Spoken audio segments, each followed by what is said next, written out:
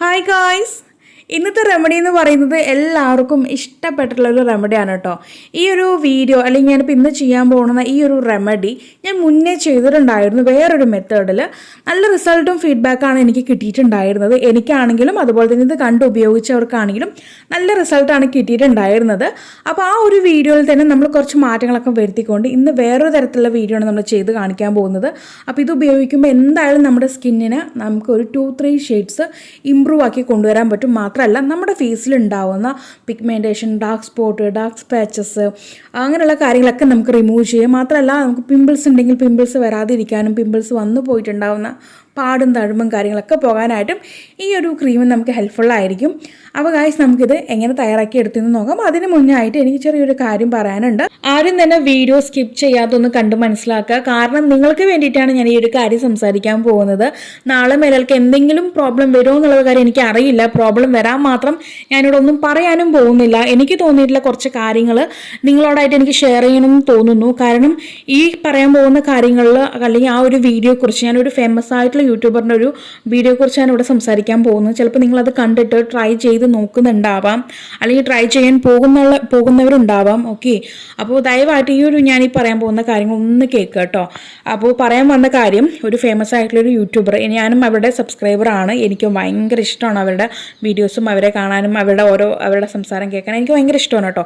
ഞാൻ അവരെ താഴ്ത്തിക്കെട്ടാനോ അല്ലെങ്കിൽ നെഗറ്റീവ് അടിക്കാനോ അല്ലെങ്കിൽ അവരെ ഒരു വിഷമിപ്പിക്കാനോ വേണ്ടി പറയുന്നതല്ല.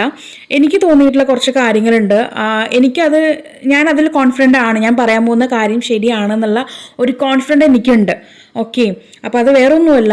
റീസെൻ്റ്ലി ആ ഒരു യൂട്യൂബർ കുറച്ച് കാര്യങ്ങൾ വീട്ടിൽ ചെയ്ത് കാണിക്കുന്നുണ്ട്. നമുക്കും വീട്ടിൽ ഇന്ന സംഭവങ്ങൾ നമുക്കും മേക്ക് ചെയ്തെടുക്കാം എന്ന് പറഞ്ഞിട്ട് ഷാമ്പൂ, അതുപോലെ തന്നെ സോപ്പ്, ലിപ് ബാം, ഇങ്ങനെയുള്ള കുറച്ച് കാര്യങ്ങളൊക്കെ അവർ ചെയ്ത് കാണിക്കുന്നുണ്ട്. നമുക്കും നമ്മുടെ വീട്ടിൽ തന്നെ തയ്യാറാക്കാം എന്ന് പറഞ്ഞിട്ട്. ഇപ്പോൾ ഷാമ്പൂ ആണെങ്കിൽ ഷാമ്പൂ ബേസ് മേടിച്ചിട്ട് നമുക്ക് നമ്മുടെ വീട്ടിൽ തന്നെ ആര്യവേപ്പില ഉണ്ടെങ്കിൽ ആര്യവേപ്പിലിട്ട്, പച്ചയായിട്ടുള്ള ആര്യവേപ്പിലെടുത്ത് വെള്ളത്തിൽ തിളപ്പിച്ച് നമുക്ക് ഈ ഷാമ്പൂ ബേസ് മിക്സ് ചെയ്ത് ഉപയോഗിക്കാമെന്ന് പറഞ്ഞൊരു വീഡിയോ കണ്ടായിരുന്നു. ശരിക്കും അവരവിടെ കാണിക്കുന്നത് തെറ്റായിട്ടുള്ള ഫോർമുലേഷനാണ് കേട്ടോ. ശരിക്കും അങ്ങനെയല്ല അത് ചെയ്ത് വരേണ്ടത്. ഞാൻ അവരുടെ വീഡിയോയുടെ താഴെ പോയിട്ട് കമൻറ്റ് ചെയ്തായിരുന്നു. എനിക്ക് ഇന്നേവരെ റീപ്ലൈ ഒന്നും കിട്ടിയിട്ടില്ല. ചിലപ്പോൾ അവർ കണ്ടിട്ടുണ്ടാവില്ലായിരിക്കും കേട്ടോ, അതുകൊണ്ടായിരിക്കാം. അപ്പോൾ എനിക്കൊന്നേ പറയാനുള്ളൂ, അവർ കാണിക്കുന്ന ആ ഒരു ഫോർമുലേഷൻ ഒരിക്കലും നമുക്ക് പുറത്ത് അവർ പറഞ്ഞ പോലെ 1 വർഷം വരെ ഒന്നും നമുക്ക് പുറത്ത് വെച്ച് ഉപയോഗിക്കാൻ പറ്റില്ല. അവർ കാണിക്കുന്ന ഫോർമുലേഷൻ എല്ലാം തന്നെ നമുക്ക് DIY ആയിട്ട് ഉപയോഗിക്കാൻ പറ്റുള്ളൂ. DIY എന്ന് പറയുമ്പോൾ നമ്മളിപ്പോൾ ഇങ്ങനെ വീഡിയോ ചെയ്യുന്നില്ല, DIY ആയിട്ട് ഓരോരോ കാര്യങ്ങൾ ചെയ്ത് കാണിച്ചു തരുന്നില്ല നിങ്ങൾക്ക്. ഒരു 1 വീക്കിനുള്ളത്, അല്ലെങ്കിൽ ഒരു 10 ഡേയ്സിനുള്ളത്, അല്ലെങ്കിൽ ഒരു 50 ഡേയ്സിനുള്ളത് എന്ന് പറഞ്ഞിട്ട് ആ രീതിക്ക് മാത്രമേ നമുക്ക് ആ ഒരു ഫോർമുല കണക്കാക്കാൻ പറ്റുള്ളൂ. ഒരിക്കലും നമുക്കത് അവർ കാണിക്കുന്ന മെത്തേഡിലാണെങ്കിൽ 6 മാസം വരെയോ അല്ലെങ്കിൽ 1 വർഷം വരെയോ നമുക്ക് എടുത്ത് വെക്കാൻ പറ്റില്ല. എക്സാമ്പിൾ പറയുകയാണെന്നുണ്ടെങ്കിൽ അവർ പറഞ്ഞ ആ ഒരു ഷാമ്പൂ ബേസ് മേടിച്ചിട്ട് നിങ്ങൾ ഷാമ്പു തയ്യാറാക്കുകയാണെങ്കിൽ ഒരിക്കലും അതിനകത്തേക്ക് ആര്യവേപ്പില ഇല തിളപ്പിച്ചെടുത്ത് വെള്ളമല്ല ചേർക്കേണ്ടത്. ആര്യവേപ്പിലയുടെ എക്സ്ട്രാക്ട് നമുക്ക് മേടിക്കാൻ കിട്ടും. അത് വേണം അതിനകത്തേക്ക് ആഡ് ചെയ്യാനായിട്ട്. എങ്കിൽ മാത്രമേ നമുക്ക് അവർ പറഞ്ഞ പോലെ 1 വർഷം വരെയും 6 മാസം വരെയൊക്കെ അത് പുറത്ത് വെച്ച് കേടുകൂടാതെ ഉപയോഗിക്കാൻ പറ്റുള്ളൂ കേട്ടോ. അല്ലാത്ത പക്ഷം അവർ കാണിക്കുന്ന മെത്തേഡ് കംപ്ലീറ്റും നമുക്ക് DIY ആയിട്ട് കണക്കാക്കാൻ പറ്റുള്ളൂ. ഏറിപ്പോയൊരു 20 ദിവസം അത്ര മാത്രമേ നമുക്കത് ഉപയോഗിക്കാൻ പറ്റുള്ളൂ. ഒരു പച്ചക്കറിയുടെ ജ്യൂസ് എടുത്തിട്ടോ അല്ലെങ്കിൽ ഫ്രൂട്ട്സിൻ്റെ ജ്യൂസൊക്കെ എടുത്ത് നമ്മൾ സോപ്പ് ഉണ്ടാക്കിയാലും നമുക്ക് അത്ര മാത്രം ഉപയോഗിക്കാൻ പറ്റുള്ളൂ. കഷ്ടിച്ച് ഒരു 1 മന്ത് വരെ, എനിക്ക് തോന്നുന്നു 1 മന്തും ഉപയോഗിക്കാൻ പറ്റത്തില്ല. അതിനുള്ളിൽ അതിനകത്ത് ബാക്ടീരിയാസിൻ്റെ ആ ഒരു വളർച്ച ഉണ്ടാവും. നമുക്കത് സ്കിന്നിൽ പിന്നീട് പ്രശ്നങ്ങൾ ഉണ്ടാക്കാം. അതിപ്പോൾ ഷാമ്പൂയുടെ കാര്യമാണെങ്കിൽ നമുക്ക് മുടി കൊഴിച്ചിൽ കൂട്ടാനുള്ള സാധ്യതയുണ്ട്. അപ്പോൾ അതുകൊണ്ട് ദയവായിട്ട് ആ ഒരു ഫോർമുലേഷൻ ആ രീതിക്ക് നിങ്ങൾ കാണുക. DIY ആയിട്ട് നിങ്ങൾക്ക് ചെയ്തോളൂ, നോ പ്രോബ്ലം. അല്ലാതെ നിങ്ങൾ 1 വർഷം വരെയും 6 മാസം വരെയും അത് ഇതുപോലെ ചെയ്ത് ഉണ്ടാക്കാമെന്ന് പറഞ്ഞിട്ടുണ്ടെങ്കിൽ ആ ഒരു തെറ്റ് എൻ്റെ വ്യൂവേഴ്സ് ആണെങ്കിലും എൻ്റെ സബ്സ്ക്രൈബേഴ്സ് ആണെങ്കിലും ഒരിക്കലും അത് ചെയ്യരുത്. അത് അവർ അറിയാൻ വേണ്ടിയിട്ട് ഞാനത് വീഡിയോയുടെ താഴെ കമൻറ്റ് ഇട്ടിട്ടുണ്ട് കേട്ടോ. അപ്പോൾ അത് ആരെങ്കിലും കാണുവാണെങ്കിൽ ദയവായിട്ട് അതൊരിക്കലും അങ്ങനെ ചെയ്ത് നോക്കരുത്. ചെയ്യുവാണെങ്കിൽ നിങ്ങൾ ചെറിയൊരു ബാച്ചുകളായിട്ട് ഉണ്ടാക്കിയിട്ട് ഉപയോഗിച്ച് നോക്കുക. ഓക്കെ, അങ്ങനെ ചെയ്യുകയാണെങ്കിൽ നല്ലതാണ്. അല്ലാത്ത പക്ഷേ നിങ്ങളത് ഒരിക്കലും ചെയ്യരുത്. നിങ്ങൾക്കത് ദോഷം മാത്രമേ ഉണ്ടാവത്തുള്ളൂ. അപ്പോൾ നമ്മുടെ വീഡിയോ സ്റ്റാർട്ട് ചെയ്ത് കഴിഞ്ഞു. അപ്പോൾ ഗൈസ്, ഞാനിവിടെ ആദ്യം കാണിച്ചത് 1 ടേബിൾ സ്പൂൺ ഉലുവായും അതുപോലെ തന്നെ ഒരു 4-5 ഏലക്കായും ആണ് കേട്ടോ. ഇത് രണ്ടും നമുക്ക് നന്നായിട്ട് കഴുകി ഒരു മിക്സി ബൗളിനകത്തിട്ടൊന്ന് നന്നായിട്ടൊന്ന് ചതച്ച് കൊണ്ടുവരാം, ഒന്ന് ക്രഷ് ചെയ്ത് കൊണ്ടുവരാം. നന്നായിട്ടൊന്നും പൊടിയത്തില്ല, കാരണം 1 ടേബിൾ സ്പൂൺ ഉലുവയിലുള്ളത് അതുകൊണ്ടൊന്നും പൊടിയത്തില്ല. നമുക്കൊന്ന് ചതഞ്ഞ് കിട്ടും, ഒന്ന് ക്രഷായി കിട്ടും. ഓക്കെ, അപ്പോൾ ഞാനിവിടെ ആ ക്രഷ് ചെയ്തെടുത്തിട്ടുള്ള ഉലുവയും 1 ടേബിൾ സ്പൂൺ ഉലുവയും 4-5 ഏലക്കായും കൂടി ചേർത്തിട്ട് നമ്മൾ 1 ഗ്ലാസ് വെള്ളത്തിൽ അങ്ങ് കുതിർക്കാനായിട്ട് സമയം കൊടുക്കുകയാണ്. ഒരു 3-4 മണിക്കൂർ നന്നായിട്ടൊന്ന് ആ ഒരു വെള്ളത്തിൽ കിടന്ന് നമ്മുടെ ഉലുവയും ഏലക്കയും ഒന്ന് കുതിർന്ന് വരട്ടെ കേട്ടോ. പിന്നെ അതുപോലെ തന്നെ ഇതിനകത്തേക്ക് നമ്മൾ ഇനിയും 2-3 കാര്യങ്ങൾ കൂടി ആഡ് ചെയ്ത് കൊടുക്കുന്നുണ്ട്. അത് നിങ്ങൾക്ക് വീഡിയോയുടെ വഴി എന്താണെന്ന് ഞാൻ പറഞ്ഞു തരാം. ഇപ്പോൾ ഇത്ര മാത്രം മതി. നമ്മളിത് കുതിർക്കാൻ വെച്ചു. ഒരു 4-5 മണിക്കൂർ കഴിഞ്ഞതിന് ശേഷം അല്ലെങ്കിൽ ഒരു 3-4 മണിക്കൂർ കഴിഞ്ഞതിന് ശേഷം നമ്മളിത് വേറൊരു പാത്രത്തിനകത്തേക്ക് അങ്ങ് ഒഴിച്ചു കൊടുത്തിട്ട് നന്നായിട്ട് അങ്ങ് തിളപ്പിച്ച് കൊണ്ടുവരാൻ കേട്ടോ. നമ്മളിപ്പോൾ ഒഴിച്ചു കൊടുത്തിരിക്കുന്ന 1 ഗ്ലാസ് വെള്ളമാണെങ്കിൽ നമുക്കത് പാതിയായി വറ്റുന്ന വരത്തേക്കും അല്ലെങ്കിൽ ഒരു പകുതി മുക്കാലും വറ്റുന്ന വരത്തേക്കും നമുക്കിതൊന്ന് വറ്റിച്ച് കൊണ്ടുവരണം. ഓക്കെ, നമ്മളിപ്പോൾ ചെയ്തെടുക്കാൻ പോകുന്നത് ഈ ഒരു ഉലുവയുടെയും അതുപോലെ തന്നെ ഏലക്കായുടെയും എക്സ്ട്രാക്റ്റ് എടുക്കാൻ അല്ലെങ്കിൽ അതിൻ്റെ ആ ഒരു ജ്യൂസ് എടുക്കാൻ കേട്ടോ. നന്നായിട്ട് തിളപ്പിച്ചെടുക്കാം. തിളപ്പിച്ചെടുക്കുന്ന സമയത്ത് ഇത് നമുക്കൊന്ന് മീഡിയം ഫ്ലെയിമിലിട്ട് വേണം ചെയ്യാനായിട്ട്. അപ്പോൾ ഇനി ഞാൻ നേരത്തെ പറഞ്ഞ ഒരു കാര്യം ഞാനിപ്പോൾ ഈ ഒരു സ്റ്റേജിൽ അങ്ങ് ആഡ് ചെയ്ത് കൊടുക്കാൻ പോവുകയാണ്. അത് വേറെ ആരുമല്ല, നമ്മുടെ ഉലുവയുടെ ഇലയാണ്.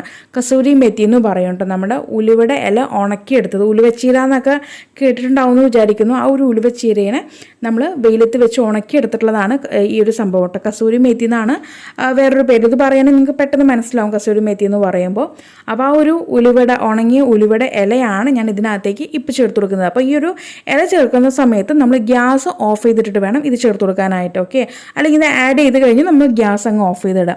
ആ ഒരു ചൂടിൽ കിടന്ന് വേണം ഈ ഒരു ഇലയുടെ സത്ത് മുഴുവൻ ആ ഒരു കൂട്ടിലേക്ക് ഇറങ്ങി ചെല്ലാനായിട്ട്. അപ്പോൾ അതുകൊണ്ട് ഞാൻ ഈ ഒരു ഉലുവയുടെ ഇല ഇതിനകത്തേക്ക് ആഡ് ചെയ്ത് കഴിഞ്ഞത് നമ്മൾ ഗ്യാസ് അങ്ങ് ഓഫ് ചെയ്തിടണം.